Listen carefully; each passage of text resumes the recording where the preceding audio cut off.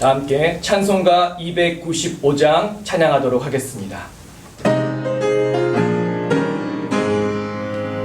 은혜에 빠진 나는 주 예수 검지사 그 넓은 품에 다시 부르시는 저 바다보다 깊고 저 하늘보다 높다 그 사랑 영원토록 나 찬송하리라. 날로 높이하다 날로 높이하다 한이 없이 넓은 우리 주의 사랑 날로 높이하다. 옛날에 유대 땅에 주 예수 다닐 때그 은혜 받으려고 큰 물이 울었네. 눈먼 자여 큰 자를 다 고쳐주셨으니 나 같은 죄인까지 그 은혜 받노라. 날로 높이하다 날로 높이하다 한이 없이 넓은 우리 주의 사랑 날로 높이하다. 주 크신 사랑으로 난 백성 위하여 그 십자가의 고난 다 받으셨으니 그 속죄받는 성도 큰 소리 함께 높여 온 천지 울리도록 주 찬송하리라. 날로 높이하다 날로 높이하다 한이 없이 넓은 우리 주의 사랑 날로 높이하다.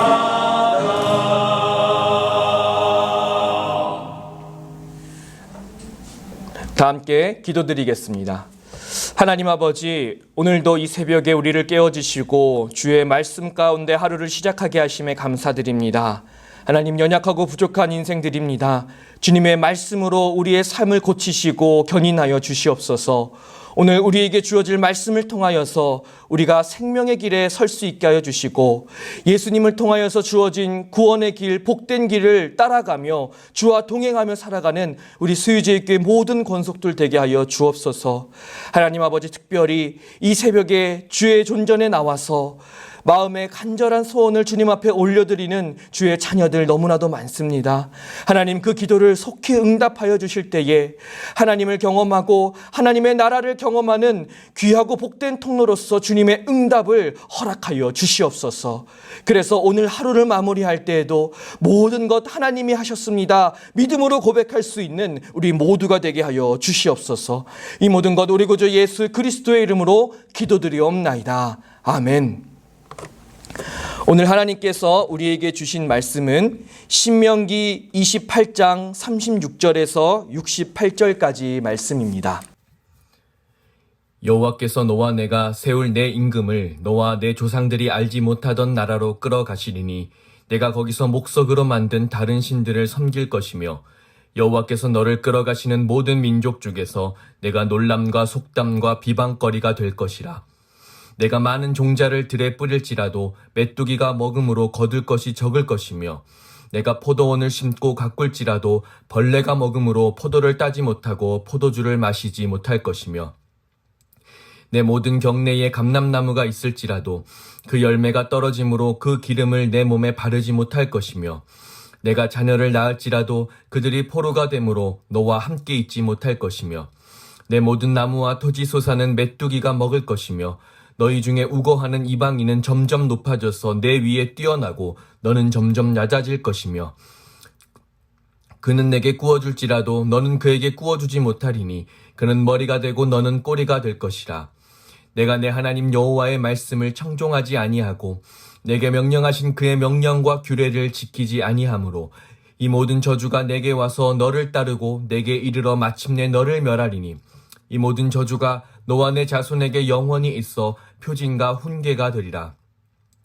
내가 모든 것이 풍족하여도 기쁨과 즐거운 마음으로 내 하나님 여호와를 섬기지 아니함으로 말미암아 내가 줄이고 목마르고 헐벗고 모든 것이 부족한 중에서 여호와께서 보내사 너를 치게 하실 적군을 섬기게 될 것이니 그가 철멍에를 내 목에 메워 마침내 너를 멸할 것이라. 곧 여호와께서 멀리 땅 끝에서 한 민족을 독수리가 날아오는 것 같이 너를 치러 오게 하시리니 이는 내가 그 언어를 알지 못하는 민족이요 그 용모가 흉악한 민족이라.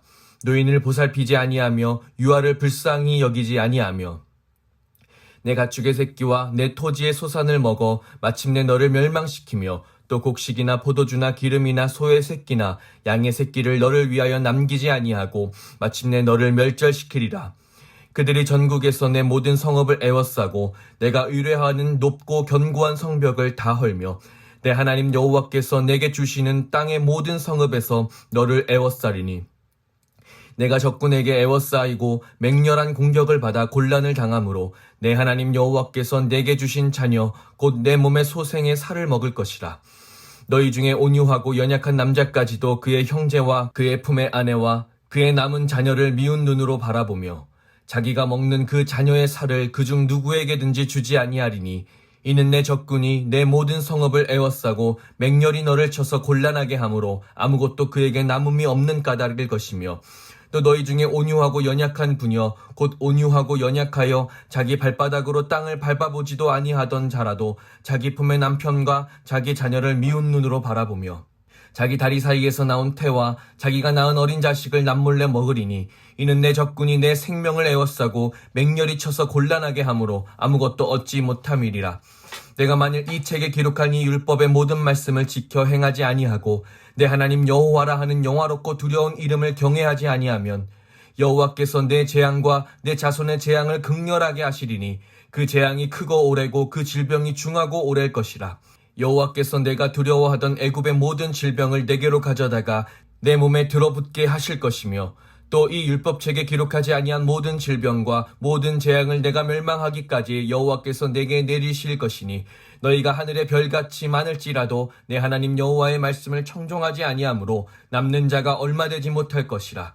여호와께서 너희에게 선을 행하시고 너희를 번성하게 하시기를 기뻐하시던 것 같이 이제는 여호와께서 너희를 망하게 하시며 멸하시기를 기뻐하시리니 너희가 들어가 차지할 땅에서 뽑힐 것이요 여호와께서 너를 땅 이 끝에서 저 끝까지 만민 중에 흩으시리니 내가 그곳에서 너와 내 조상들이 알지 못하던 목석 우상을 섬길 것이라.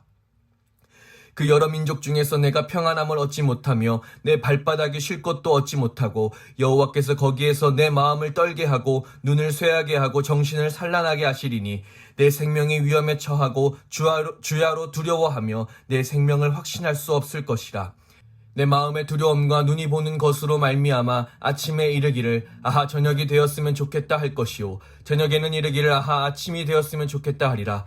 여호와께서 너를 배에 싣고 전에 내게 말씀하여 이르시기를 내가 다시는 그 길을 보지 아니하리라 하시던 그 길로 너를 애굽으로 끌어가실 것이라. 거기서 너희가 너희 몸을 적군에게 남녀 종으로 팔려 하나 너희를 살 자가 없으리라.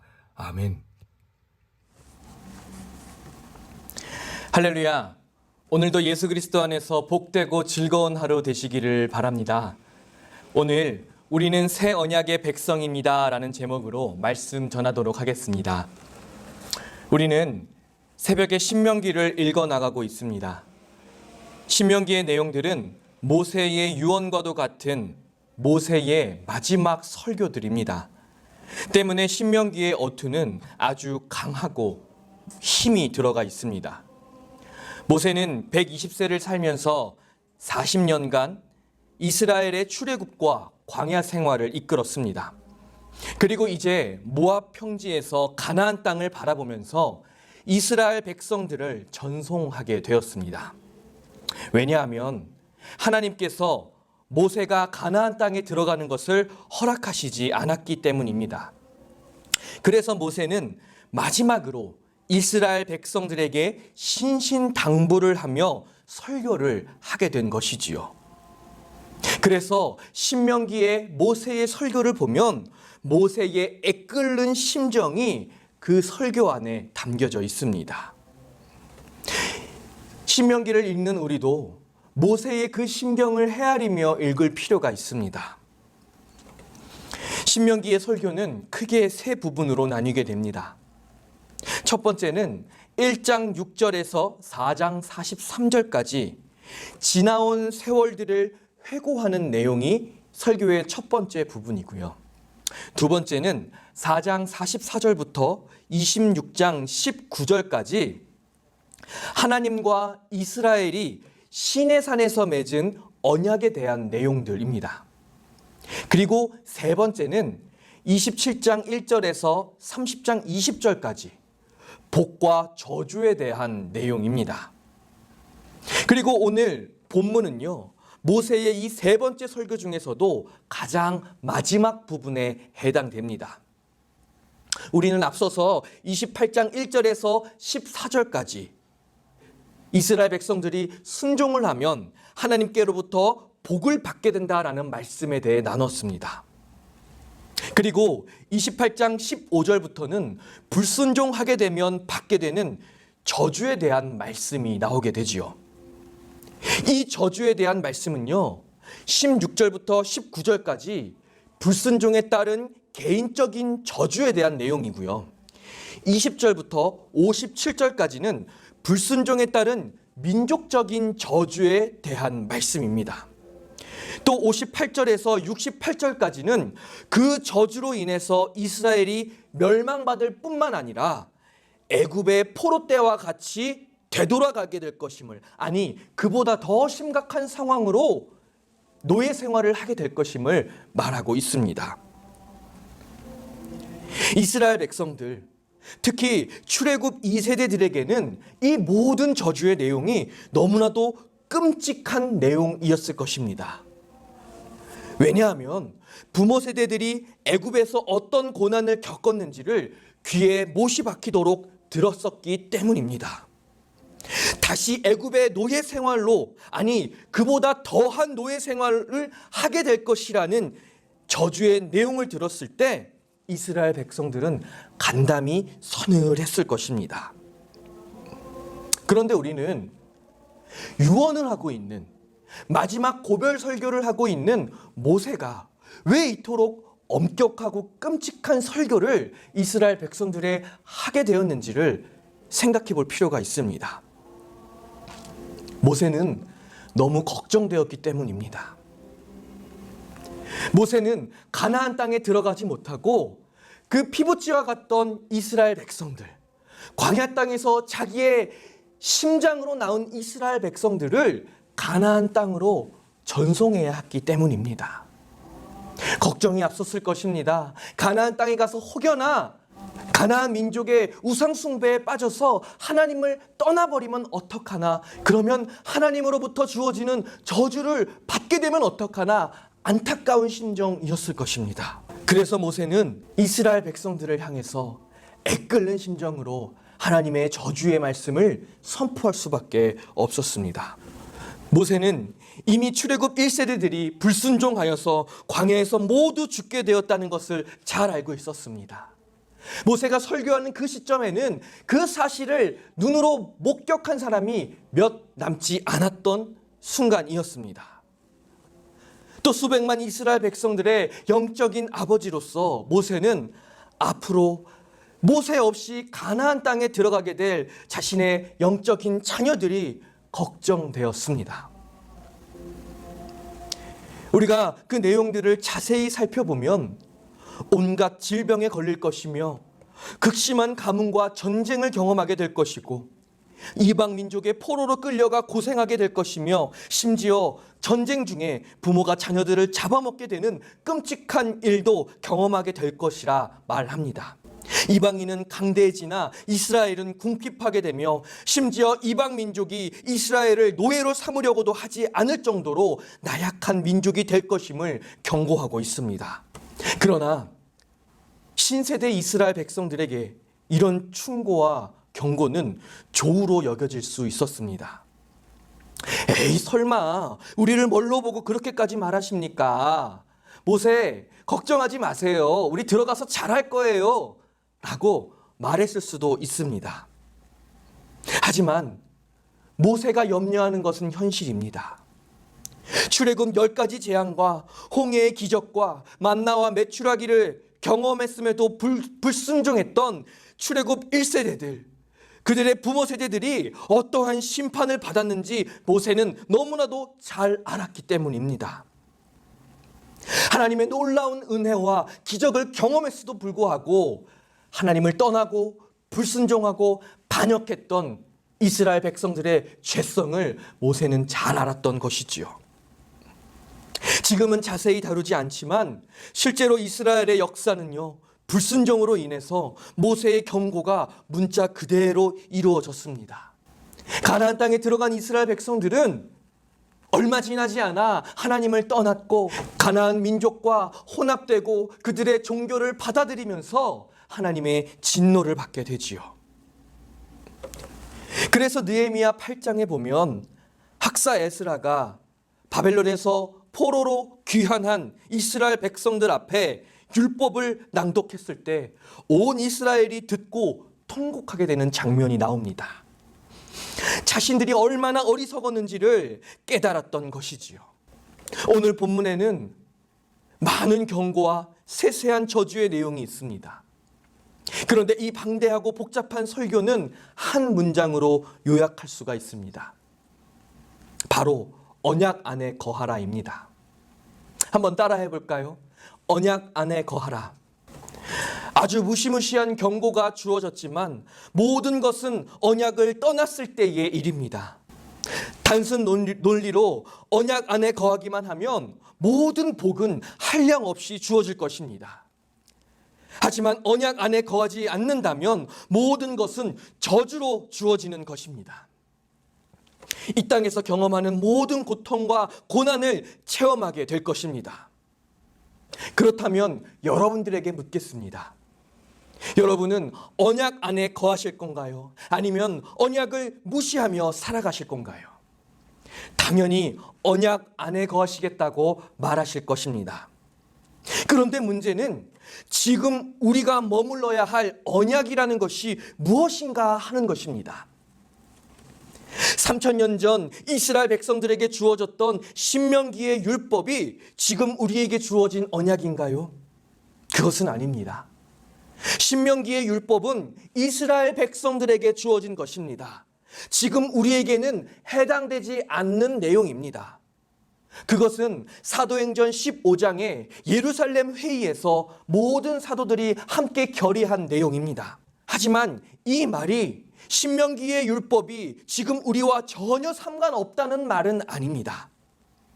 하나님께서는 시내산 언약을 통해서 이스라엘과 언약 관계를 맺으셨습니다. 그리고 그 언약 안에 이스라엘 백성들이 거하기만 하면 축복을 허락하시고 그 언약에서 떠나면 저주를 내리신다라는 말씀을 하셨지요. 하지만 이 시내산의 언약, 이 율법은 완전한 언약이 아니었습니다.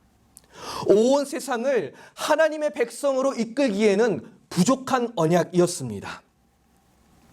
단지 하나님께서는 온 인류를 하나님의 백성으로 삼으시기 위해서 이스라엘 백성이라는 특수한 상황을 선택하시고 예시적으로 보여주셨던 것입니다.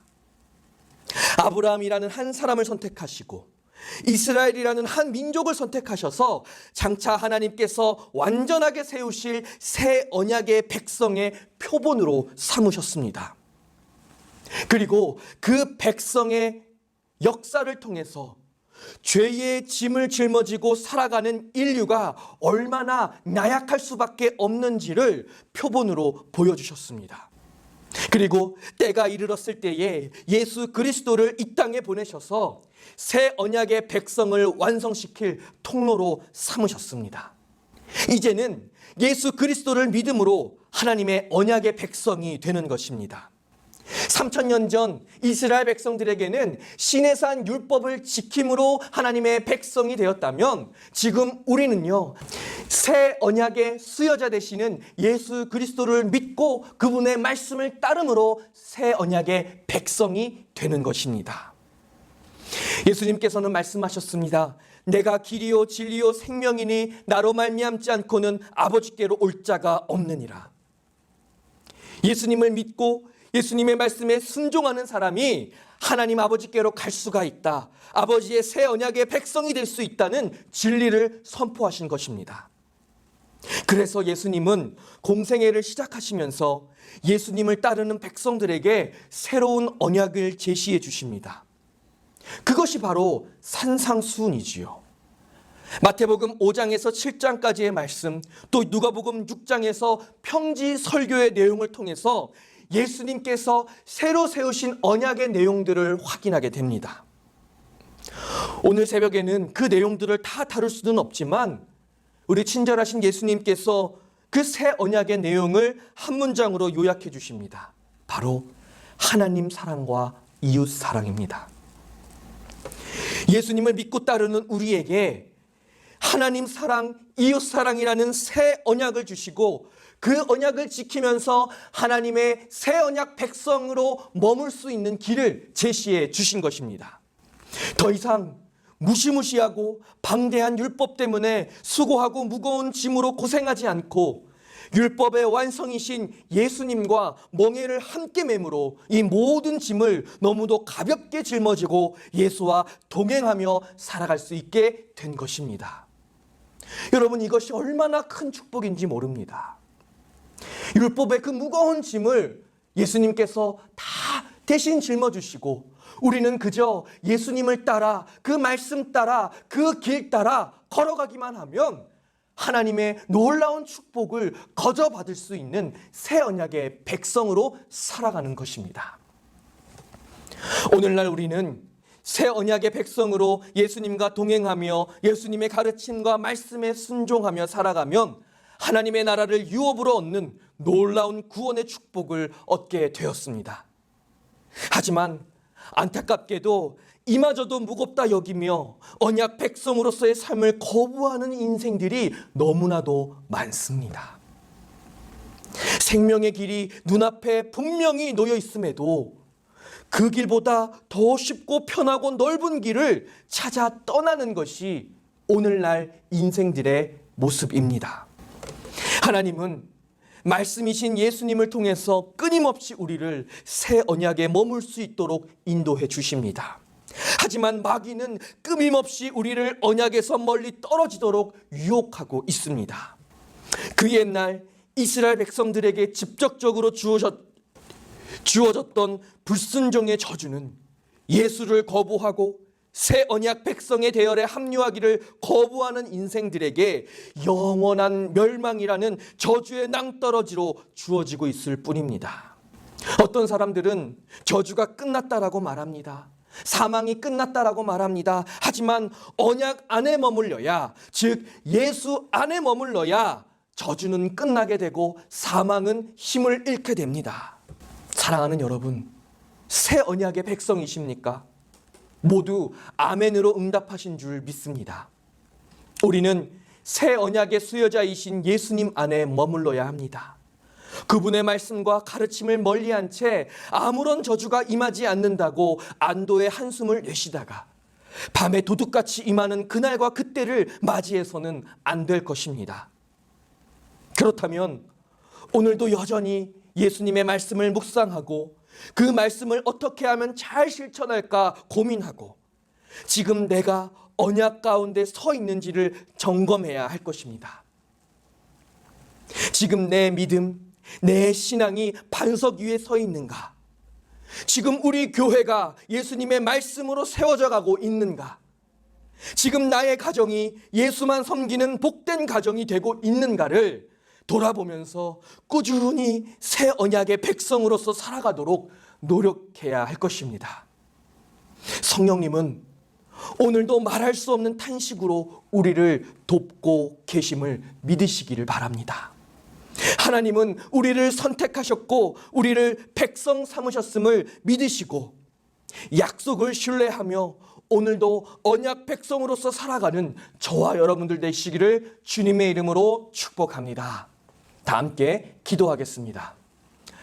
하나님 아버지, 우리를 예수 그리스도 안에서 새 언약의 백성으로 삼아주심에 감사드립니다. 주님, 우리가 예수의 말씀과 가르침을 떠나지 않고 우리에게 주어질 영원한 생명이라는 축복을 거머쥘 수 있게 인도하여 주옵소서. 우리는 연약하여서 영생을 우리의 힘과 능력으로 소유할 수 없음을 잘 알고 있습니다. 주님, 은혜를 베푸셔서 우리에게 영생의 길을 보여주시고 성령 하나님, 우리의 삶을 영생의 길로 인도하여 주시옵소서. 또한 우리가 그 길을 걸어갈 때에 살아계신 하나님을 경험하며 매일매일 삶 속에서 하나님이 허락하시는 크고 작은 복락을 누리며 살아가는 은혜를 더하여 주시옵소서.